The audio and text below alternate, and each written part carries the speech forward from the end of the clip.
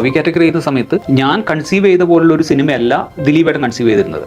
ഞാൻ ഇത്രയും ലൗഡർ ആയിട്ടുള്ള ഒരു സിനിമ ആയിരുന്നില്ല. എന്റെ പവിത്രൻ കുറച്ചുകൂടെ സെറ്റിലായിട്ട് ചെയ്യുന്ന ഒരു ക്യാരക്ടറായിരുന്നു. സഹൃദകരെ, ലൗഡല്ലാത്ത സട്ടിലായ ആ കഥാപാത്രത്തെ നിങ്ങൾക്ക് മുൻപിലേക്ക് അഴിച്ചുവിടുന്നു. നിങ്ങൾ അനുഭവിച്ചാലും.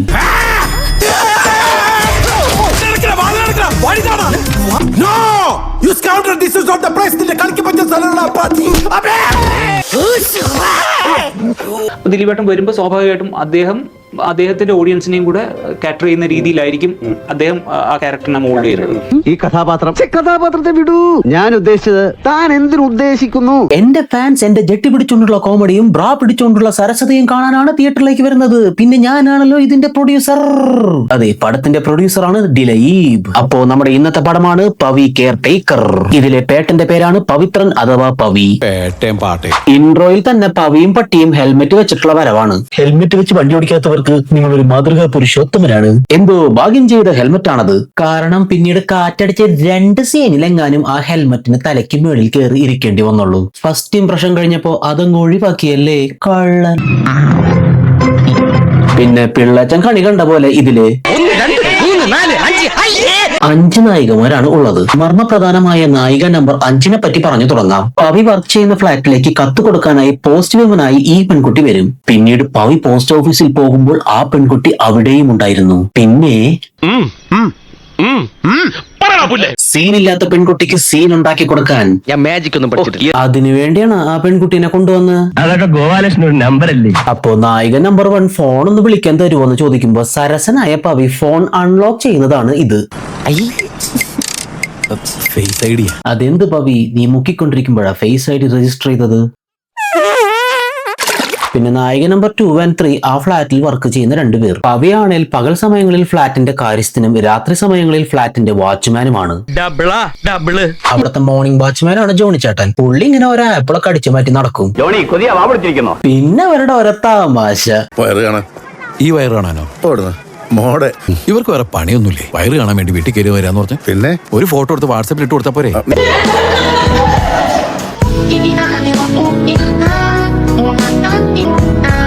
പിന്നെ നായിക നമ്പർ 4 ആ ഫ്ലാറ്റിൽ താമസിക്കുന്ന ആരുടെയോ അനിയത്തി. തോന്നിയവർക്കൊന്നും അങ്ങനെ ഫ്ലാറ്റിൽ കയറി വരാൻ പറ്റില്ലെന്നും പറഞ്ഞ് നമ്പർ 4 ആയ അലമ്പ് അവരുടെ സാധനങ്ങൾ പിടിച്ച് പറിക്കുന്നു. എല്ലാം താഴെ പോയി അത് പെറുക്കിയെടുത്ത് ഫ്ലാറ്റിലേക്ക് എത്തും. Look at this frame, come on use your brain. ഒറ്റ ഒരുത്തിന് ഹ്യൂമർ സെൻസ് ഇല്ല. എടാ മണ്ടന്മാരെ, ഇത് ചിരി പടർത്താനുള്ള ഫ്രെയിമാണ്. ബിക്കോസ് നോക്കൂ, അതിനുശേഷം പവി കൊണ്ടുവന്ന സഞ്ചിയിൽ തന്നെ എല്ലാ സാധനങ്ങളും ഇടാൻ പറ്റും.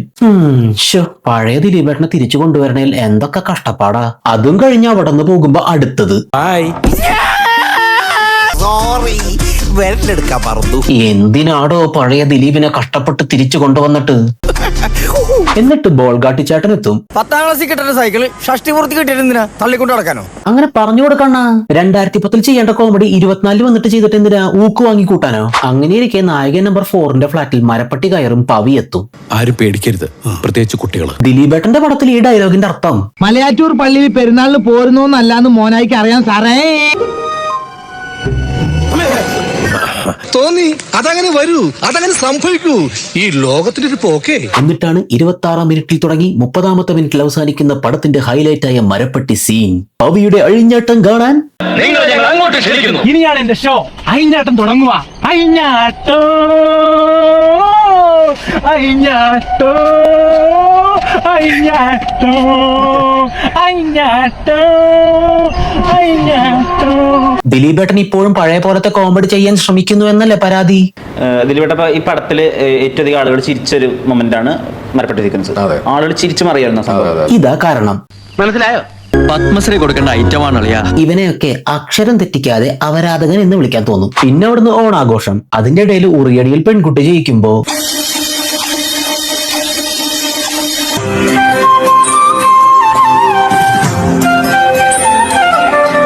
അതിനിടയിൽ ഡ്രോൺ വെച്ച് സ്ത്രീകൾ വസ്ത്രം മാറുന്നത് ഒളിഞ്ഞു നോക്കുന്ന പയ്യനെ ചുമ്മാ ഓളിയിട്ട് വിടുന്ന വളരെ നോർമൽ ആയ ഒരു സീക്വൻസും ഉണ്ട്. ഇതൊന്നും ഇന്ന് മനസ്സിലാവില്ല, നാളെ മനസ്സിലാവുള്ളൂ. അപ്പോ നായിക നമ്പർ 4 പവിയുടെ ഏതോ ഒരു കോമഡിക്ക് ചിരിക്കുകയും ഓണത്തിന് പൂവെടുത്ത് എറിയുമ്പോ പവിയെ നോക്കുക കൂടി ചെയ്തിരുന്നു. സോ പവി അത് ഏകദേശം അങ്ങ് ഉറപ്പിക്കും. എന്നിട്ട് ആ പെൺകുട്ടി ഏതോ ഒരുത്തന്റെ കൂടെ വരുന്നത് കണ്ട് ക്രിമികടിയനായ പവി കുറച്ച് എരിവും പുളിയും കൂട്ടി അത് പെൺകുട്ടിയുടെ ചേച്ചിനെ അറിയിക്കും. മിടുക്കിയായ ചേച്ചി ആ പെൺകുട്ടിയെ അവിടുന്ന് പുറത്താക്കും. ഇങ്ങനെ എന്തെങ്കിലുമൊക്കെ പറയുമ്പോഴേ എന്റെ മനസ്സ് മനസ്സിനൊരു സന്തോഷം ഉണ്ടാവുള്ളൂ.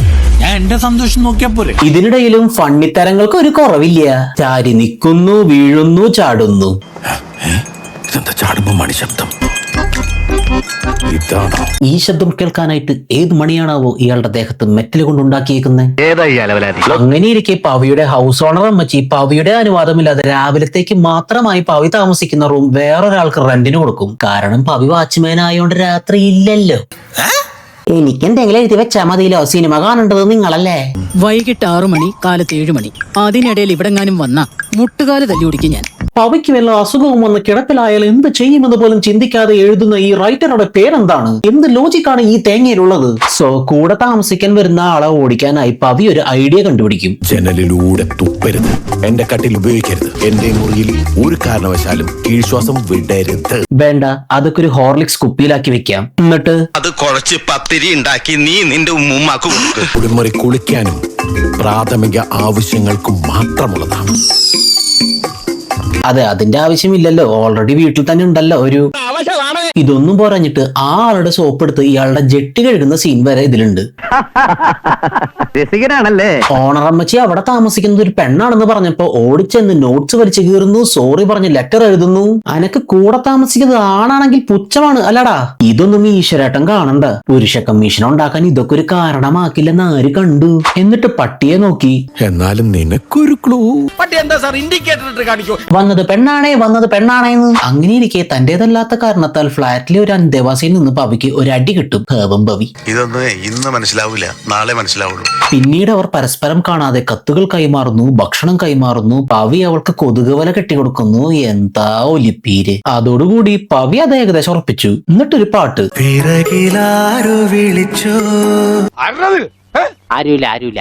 പേര് പറയാത്തത് കൊണ്ടും മറിഞ്ഞിരിക്കുന്നത് കൊണ്ടും പവി അവൾക്കൊരു പേരിടും, മായ. എന്നിട്ട് പുള്ളി മായ ഉണ്ടാക്കിയ ഭക്ഷണം ആസ്വദിച്ച് കഴിക്കുന്നതാണ് ഇതെങ്കിലും ആ ചുണ്ടുമ പറ്റിപ്പിടിച്ചിരിക്കുന്ന ഫുഡ് പാർട്ടിക്കിൾ ട്രിഗേർഡുമായി ഒളിച്ചിരിക്കുന്ന OCD. വാ, ചുണ്ടൊന്ന് തുടക്കി പതിയേട്ടാ. പിന്നത്തെ ആ ഐറ്റംസ് ഓരോന്ന് പുറത്തു ചാടും. മായയുടെ ഉണക്കാനിട്ടിരിക്കുന്ന ഡ്രസ്സ് എടുത്ത് നോക്കുന്നു, ഒരു ബ്രാ താഴെ വീഴുന്നു. കോമഡി. കാക്ക കൊത്തി തറയിലിട്ടു, അത് താങ്ങാനുള്ള കരുത്തെനിക്ക്.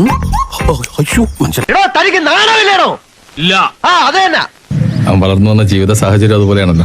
എന്നിട്ട് പവി കുക്ക് ചെയ്യാൻ തുടങ്ങും. സംഗതി എസ്തെറ്റിക് ആക്കാൻ നോക്കിയതാന്ന് മനസ്സിലായി. പക്ഷെ പുക മുഴുവൻ പുറത്തുനിന്ന് അകത്തേക്കാണ് വരുന്നത്.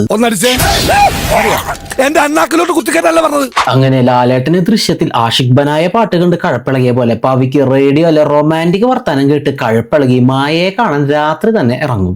ഇതന്നെ കഥ, ഒളിഞ്ഞു നോട്ടം. ബട്ട് അയാൾ സ്ലാപ് സ്റ്റിക് കോമഡികളുടെ രാജാവാണ്. പതുങ്ങി മുകളിൽ ചെന്നപ്പോൾ പട്ടി കുരയ്ക്കുന്നു, ഇറങ്ങി ഓടുന്നു. അവിടെ കിടന്ന ഏതോ ഡ്രസ്സിൽ തല കുടുങ്ങി തെന്നി വീഴുന്നു.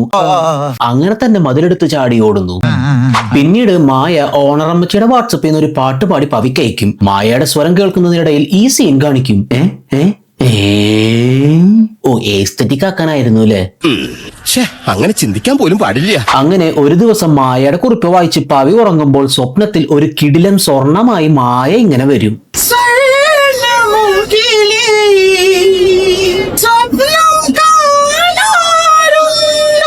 സ്വപ്നത്തിൽ നിന്നിരിക്കുമ്പോ ഓണറമ്മച്ചിയുടെ കൊച്ചുമോൻ വന്നിരിക്കുന്നു, പ്രിൻസ്.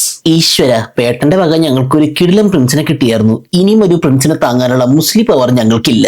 അങ്ങനെ മായയുടെ മുഖം ഒന്ന് കാണാൻ പവിക്ക് അടുത്ത ഐഡിയ കിട്ടും. ഏത്? അന്ന് ഓണത്തിനിടയിൽ സ്ത്രീകൾ വസ്ത്രം മാറുന്നത് ഡ്രോൺ വെച്ച് ഒളിഞ്ഞു നോക്കിയ ആ പയ്യനെ അതും പറഞ്ഞ് ഭീഷണിപ്പെടുത്തി ഇയാൾ ഒളിഞ്ഞു നോട്ടത്തിന് കൊണ്ടുവന്നിരിക്കുന്നു. നിങ്ങൾ ഇങ്ങനെ ഒളിഞ്ഞു നോട്ടത്തെ റൊമാൻറ്റിസൈസ് ചെയ്തും നോർമലൈസ് ചെയ്തും നടന്നോ? ഇതൊരു കൊമേഴ്ഷ്യൽ പടായതുകൊണ്ട് ഇതിലൊരു ഫൈറ്റ് കുത്തിക്കയറ്റിട്ടുണ്ട്. പവിയെ അന്ന് തല്ലിയ ആളെ രക്ഷിക്കാനായിട്ട് പവി എത്തുന്നു.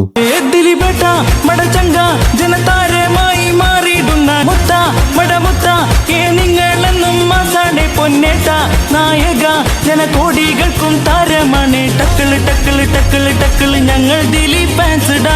ടക്കിള് ടക്കിള് ടക്കിള് ടക്കിള് ഞങ്ങളുടെ ഏട്ടൻ മാസ്ഡാ. താങ്ക്സ്. ഇത് മറ്റേതാ. മാത്രവുമല്ല മിക്ക കഥാപാത്രങ്ങളും ഒടുവിൽ സരോജിനോട് മാപ്പ് പറയുന്ന സീനും ഉണ്ട്. ഓക്കെ സമ്മതിച്ചു. പിന്നീട് ഒരു പ്രത്യേക സാഹചര്യത്തിൽ നൈറ്റിൽ വീട്ടിലെത്തുമ്പോ പവി അറിയും പ്രിൻസും വീട്ടിലില്ല, മായയും വീട്ടിലില്ല. അപ്പൊ പവി കത്തെഴുതും. ഇവിടെ ഇന്നലെ രാത്രി എവിടെ പോയതാ? എവിടെയെങ്കിലും പോകണമെങ്കിൽ അവൾക്ക് പറഞ്ഞിട്ട് പോക്കൂടെ? അപ്പൊ അവള് തിരിച്ചെഴുതും. പറഞ്ഞിട്ട് പോവാൻ നിങ്ങൾ എന്റെ ആരാ? റിലേഷനിലാവുന്നതിനേക്കാൾ മുമ്പ് ഇജാതി പൊസസീവ് ആൻഡ് സംശയ റോക്കറ്റ് ആണ് ഇങ്ങേര്. ഇതിനെങ്ങാനും കെട്ടിയ ബോൾഗാട്ട് ചേട്ടനെ കൊണ്ടുപോകുന്ന സ്ഥിതിക്ക് നമുക്ക് കോമഡി പറയിപ്പിക്കാതിരിക്കാൻ പറ്റുവാടാവേ. നീ എപ്പോ വന്നു? കൊല്ലവർഷം 1159 ഒരു ധനുമാസ രാത്രിയിൽ സിസിലി നഴ്സിന്റെ കയ്യും പിടിച്ച് ഒരു സർക്കാർ ആശുപത്രിയിൽ വന്നു. എന്റെ വെള്ള പാവടയിൽ ഫുള്ള് ചളി തെറിച്ചു. ഇവിടെ സോപ്പ് വല്ല ഉണ്ടോ കഴുകാൻ? അതിനുശേഷം മായയെ കാണാൻ പറ്റാത്ത വിഷമത്തിൽ പവിയുടെ ഡയലോഗ്സ്. അറ്റ കൈക്ക് എനിക്ക് കട്ടിലടി കയറിയിരിക്കാനോ ആ മരത്തിന്റെ മോളിൽ കയറിയിരിക്കാനോ ഈ മുറിക്കകത്ത് ഒളിക്കാൻ ഉറക്കാനോ അറിയാൻ പറഞ്ഞിട്ടല്ല. പക്ഷെ ഞാൻ എന്തുകൊണ്ട് ചെയ്യുന്നില്ല? എന്റെ മാന്യത. എടാ, ഈ ഡ്രോൺ വെച്ച് ഒളിഞ്ഞു നോക്കിയതും മതിൽ ചാടി വന്ന് ഒളിഞ്ഞു നോക്കിയതൊന്നും ഇയാളല്ലേ? അതോ ഈ റൈറ്റേഴ്സ് ഓരോന്ന് എഴുതി കഴിയുമ്പോൾ മുൻപ് നായകനെ കൊണ്ട് ചെയ്യിപ്പിച്ചതൊക്കെ അങ്ങ് വായുവിൽ എഴുതി കളയൂ? അങ്ങനെ മായേച്ചിയുടെ ഒരു ബാഗ് കണ്ടിട്ട് പവിക്ക് മനസ്സിലാവും അത് നമ്പർ 4 ആണെന്ന്. എന്നിട്ട് നീ നമ്പർ 4 ആണെന്ന് മനസ്സിലായെന്നും പറഞ്ഞ് കത്ത് എഴുതി വെക്കും. പിറ്റേ ദിവസം മായേച്ചി അവിടുന്ന് സ്കൂട്ടാകും. ഇങ്ങനെ തന്നെ വേണം. പവി ആ സങ്കടത്തിൽ നാട് വിടാനുള്ള പ്ലാനാണ്. സോ പട്ടിയെ അടുത്തുള്ള ഒരു കുട്ടിക്ക് കൊടുക്കും. ചേടാ, നാട് വിടാനല്ലേ, ചാവാനൊന്നുമല്ലല്ലോ, അതിനെ കൂടെ കൊണ്ടുപോയാലെന്ത്? അപ്പൊ പടത്തില് കുത്തിക്കയറ്റേണ്ട സെന്റിസി നിന്റെ മറ്റവൻ കൊണ്ടുതരൂ. ഇനിയാണ് ഐറ്റം. മായേച്ചി ഹൗസ് ഓണറിന്റെ അവളുടെ കല്യാണക്കുറി പവിയെ ഏൽപ്പിക്കാനായി കൊടുക്കും. കേട്ട പാതി കേൾക്കാത്ത പാതി ദേഷ്യത്തിൽ പവി ഇറങ്ങും. ഇത് ആ പെൺകുട്ടി നിങ്ങളോട് ഇഷ്ടമാണെന്ന് പറഞ്ഞോ? അതില്ല. നിങ്ങളെ എന്തെങ്കിലും പറഞ്ഞു വഞ്ചിച്ചോ? അതില്ല. അപ്പൊ നിനക്കറിയാം പിന്നെ എന്ത് കിണ്ടിണ്ടാക്കാനാ നീ അങ്ങോട്ട് കെട്ടിയെടുക്കുന്നേ? കല്യാണ മണ്ഡപത്തിലെത്തിട്ട് ഇങ്ങനെ വിളിച്ച് പറയാ. 2-2.5 മാസം എന്റെ കൂടെ താമസിച്ചിട്ട് ഒരു വീട്ടില് ഒരേ അടുക്കളയില് ഭക്ഷണം ഉണ്ടാക്കി ഒരേ പാത്രത്തിൽ കഴിച്ച് നീ എന്തൊക്കെയാ പറയുന്നേ? കോമഡിയാണ് മോളെ. അതൊന്നും വിവരമില്ലാത്തവർക്ക് മനസ്സിലാവില്ല. അവിടുന്ന് പവിക്ക് നല്ല കിണ്ണ് കിട്ടും. ഒരു കുഴപ്പമില്ല, സന്തോഷമുള്ള മക്കളെ, സന്തോഷായി. അപ്പതാ വരുന്നു, ഇതാണ് ശരിക്കും നായിക. എന്നിട്ട് അവളുടെ ചോദ്യം, എന്താ ഞാനായ നിങ്ങക്ക് പറ്റൂലേ? ഏത് ഇപ്പൊ കിട്ടിയ അപ്പ കെട്ടൊന്നും പറഞ്ഞു മുട്ടി നിൽക്കുന്ന ഇങ്ങേരോടോ മായേ? അപ്പൊ കേസ് എന്താണെച്ചാ പോകാൻ ഒരു സ്ഥലമില്ലെന്ന് വന്നപ്പോ അവിടെ വന്ന് താമസിച്ചത്. പക്ഷെ പവി ഇവളെ നായിക നമ്പർ 4 ആയി തെറ്റിദ്ധരിച്ചപ്പോ പിന്നെ എന്ത് ചെയ്യണമെന്ന് എനിക്കറിയില്ലായിരുന്നു. ഞാൻ അവിടെ ഇറങ്ങി. അപ്പൊ മേഡം നേരത്തെ പറഞ്ഞല്ലോ പോകാൻ വേറെ സ്ഥലമില്ലെന്നൊക്കെ. അത് സാഹചര്യത്തിനനുസരിച്ചുള്ള ഇല്ലായ്മ. പിന്നെ പവിയുടെ ഒളിഞ്ഞുനോട്ടം അറിഞ്ഞുകൊണ്ട് തന്നെയാണ് ഈ കാന്താരി പവിയെ സ്നേഹിക്കുന്നത്. കോഫി. എന്നിട്ട് അവള് തന്നെ പറയും, നിങ്ങളെ ഒറ്റ ബുദ്ധിയോ എങ്ങനെ റിയാക്ട് ചെയ്യൊന്നും പറയാൻ പറ്റില്ല. അപ്പൊ നിനക്കറിയാം. എന്നിട്ടാണ് നിന്റേതെന്നും പറഞ്ഞ് നായകൻ നമ്പർ 4ന്റെ കല്യാണക്കുറി അവിടെ കൊണ്ട് കൊടുത്ത് ആ കല്യാണം ഇപ്പൊ കയ്യാലെ പുറത്ത് തേങ്ങ പോലെ ആക്കി വെച്ചേക്കണേ. പവി ഒറ്റബുദ്ധി, ഞാൻ സൈക്കോ. എന്നിട്ട് അവരുടെ കാര്യം സെറ്റായപ്പോ നായകൻ നമ്പർ 4 ചോദിക്കും, അപ്പൊ ഞാനിനി എന്താ വേണ്ടേ? മോനെ ദിനേശ, അറിയാലോ കോമഡിക്കാരനാണ്. സിസ്റ്റർ പെങ്ങളെ ഒന്ന് ഇമോഷണൽ ആയിട്ട് കാണരുത്. അങ്ങനെ എല്ലാം പറഞ്ഞ് കോംപ്ലിമെന്റ്സ് ആക്കി പാട്ടം തീർത്തു. ഇപ്പൊ ഉള്ള പ്രശ്നം എന്ന് വെച്ചിട്ടുണ്ടെങ്കിൽ ഈ സിനിമ ചെറുപ്പക്കാർക്ക് പറ്റൂല എന്ന് പറഞ്ഞു. യൂത്തിന് പറ്റില്ല ഈ സിനിമ. യൂത്തിന് പ്രണയം പറ്റൂലേ? സോറി, ഒരു വ്യക്തിയെ കുറിച്ച് ഒന്നും അറിയാതെ പ്രണയിച്ച് അത് ദിവ്യ പ്രണയം എന്നൊക്കെ പറഞ്ഞു നടക്കുന്ന ഫൂളിഷ്നസ് പറ്റൂല. അതുപോലെ തന്നെ ഈ ഒളിഞ്ഞോട്ടമൊക്കെ നോർമലൈസ് ചെയ്ത് റൊമാൻറ്റിസൈസ് ചെയ്യുന്ന ഏർപ്പാട് യൂത്ത് എന്നല്ല ആർക്കെങ്കിലും ഇതിനെ ഇഷ്ടപ്പെടേണ്ട കാര്യമുണ്ടോ എന്ന് ചോദിച്ചാൽ ഞങ്ങൾക്ക് അറിയില്ല. അറിയണ്ട, ആർക്കും അറിയണ്ട. വീണ്ടും സന്ധിക്കവരേക്കും വണക്കം.